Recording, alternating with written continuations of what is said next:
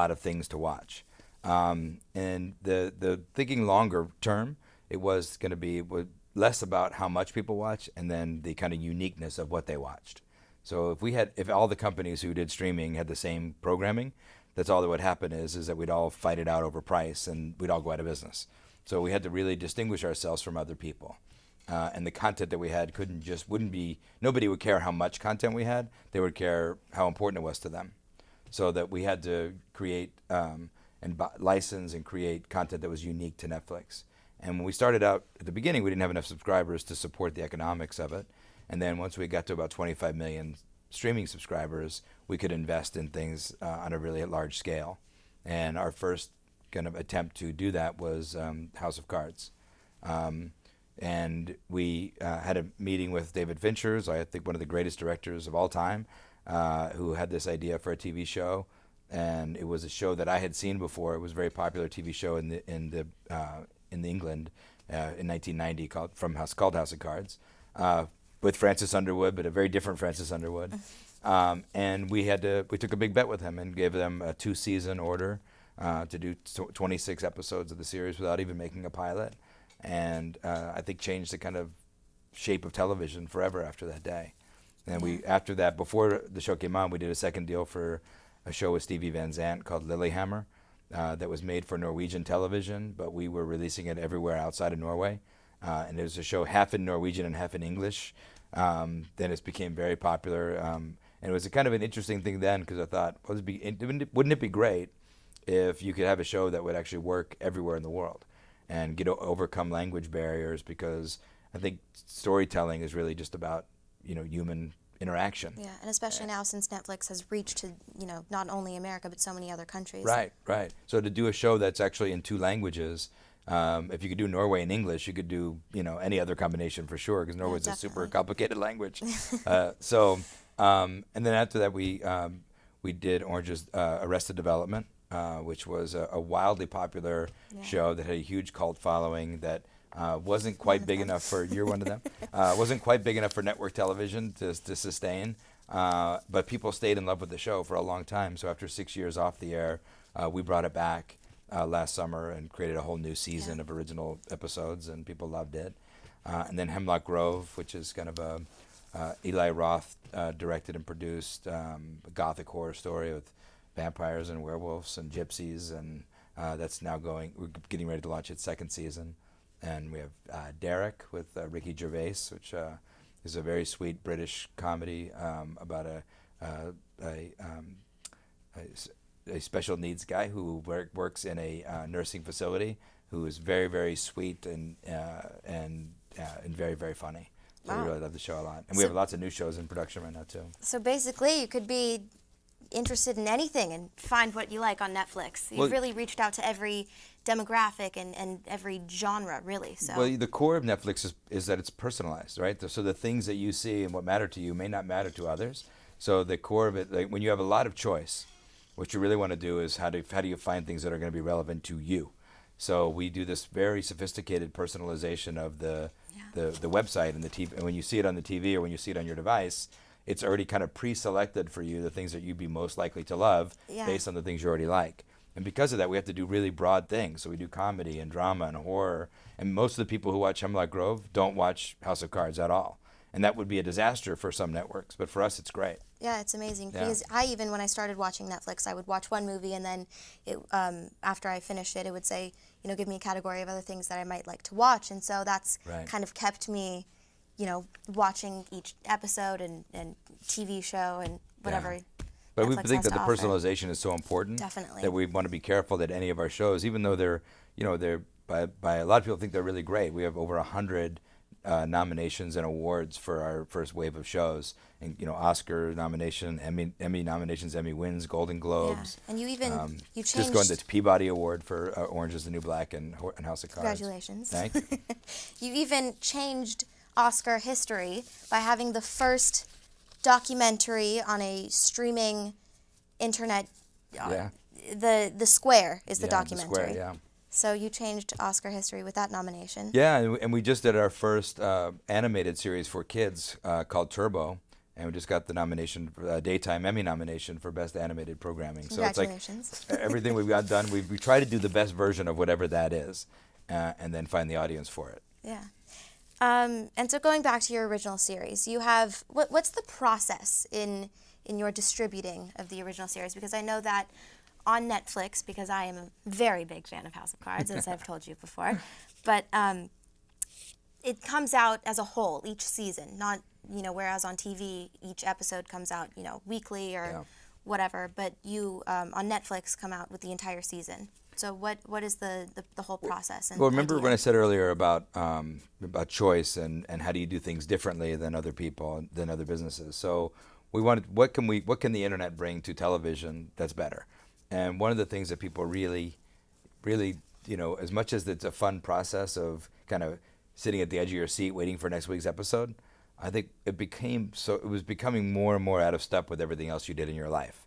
So when you want an answer, you go to Google and you type in the question and you expect it to give you an immediate answer. So the internet has given us kind of instant gratification of the things that we want. So we thought, how can you do that for television? It's to not make you wait until next week to see what happened. To just keep going. Watch each episode. And if you have 3 hours, watch 3. And if you can't, get to sleep that night, just keep going. And, so you have this thing where we were trying to figure out how many episodes to offer at once. What we knew was nobody watched anything on Netflix one episode at a time. All of our shows were full series shows that had been on television a year before. And everybody watched like you're talking about binge watching, where they would watch, 2 or 3 episodes at a time. So I didn't want to do is say, hey, we have this great new show and it's less convenient to watch than everything else on Netflix. So we just said, let's try it. And we put them all up at once, and people really responded great. A small percentage of very diehard people starting at midnight when that show came on watched the whole thing 13 hours straight through. And then everybody else did all different flavors of it. 2 episodes here, 3 episodes there. Which is the way to do it, because then you have to wait for the next season to come out. Yeah, exactly. Then unfortunately, we haven't figured out a way to close that gap yet. So now you still have to wait for between seasons, but not between episodes. No, which is very, very smart. We're doing another thing that's really interesting right now in our international expansion is outside of the United States, most of the television that gets watched is shows from the United States. And usually there's a long history that foreign television would wait a year or so to see if a show was going to be a hit before they bought it. So now enter the internet, everybody knows all about, these big shows, Walking Dead, Mad Men, and there is typically at least a year wait before that show will be available where you live. So what we're trying to do now, beyond our own original shows, there's shows like Fargo and From Dusk Till Dawn, and Better Call Saul, which is the spinoff of Breaking Bad, that we're going to make available to the rest of the world the day after it's available in the U.S. instead of the year after. So that's another big change in how the business works. Yeah, that's incredible. So you really have made Netflix its own network, which is... Yeah, and it's a network, but usually networks have a personality. Like Comedy Central is meant, for a very specific, audience with very specific shows. Yeah. We have to be kind of that for everybody at the same time. And that's where the personalization technology comes in. It's amazing. Yeah. Amazing. So what does the future of Netflix have in store? Where do you see Netflix going? I think we're just scratching the surface of where it could be. I mean, we've got, if you look at the television market, the United States is half the world. If you look at the broadband market, it's much smaller, meaning the opportunities are much larger for entertainment on the internet. So the idea of being much more global and much more original in terms of how many shows that we have. We'll have almost a doubling of how many original shows Netflix has just in 2 years. I think that's very feasible to double again, and keep pushing the envelope in terms of how great stories get told and how shows get to television. I'm particularly proud of something like Orange is the New Black, which is a show that is full of people who you typically don't see on TV. You see even on Derek as a mentally challenged character, which you never see in the lead of a TV series. Orange is the New Black, where you see women, a lot of women on television, which is also not done very often. Women of color, women of many different sexual orientations and very different sizes. So there's not like a cookie cutter of casting that we do. We really try to get rid of all the conventions of television and find out what people really want. And we see Orange is the New Black has been a great success story around that. Incredible. And so what do you think is the most important thing that you've learned throughout this entire process of your journey, and also, you know, in your position now and what you learn every single day? There's a couple of things. I think that the reason why we've been able to make so much change so fast is we're doing it from a place of real love for the programming. So it's not just like, you know, these shows aren't just widgets for us that, you know, we're just not just moving things from point A to point B and charging for it. We're really love the movies and TV that we offer.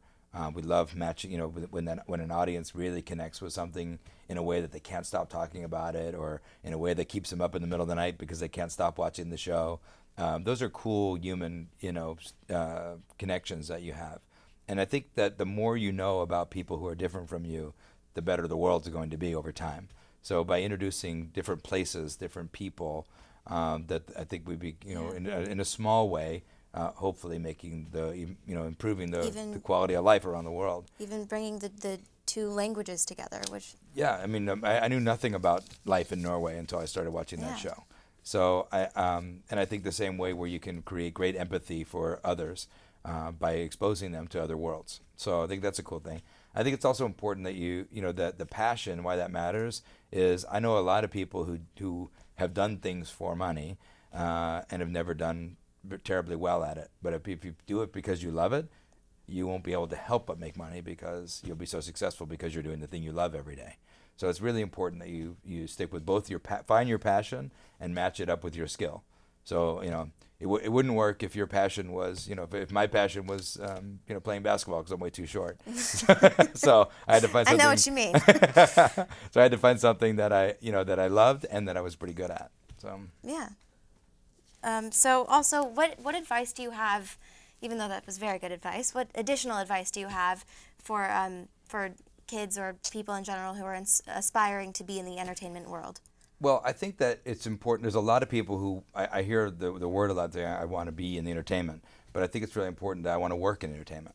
And the work is the important part, which is that when you're into a business where a lot of people want to be in it because it seems fun and glamorous and sexy, and all those things are true, but it's really a lot of work.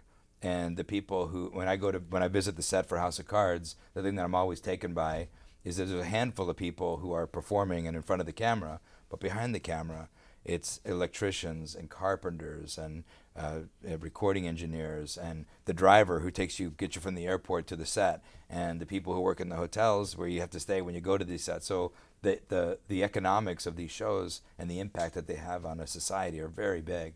So it's the industry, like all industries, are looking for people who are willing to work really hard. Yeah.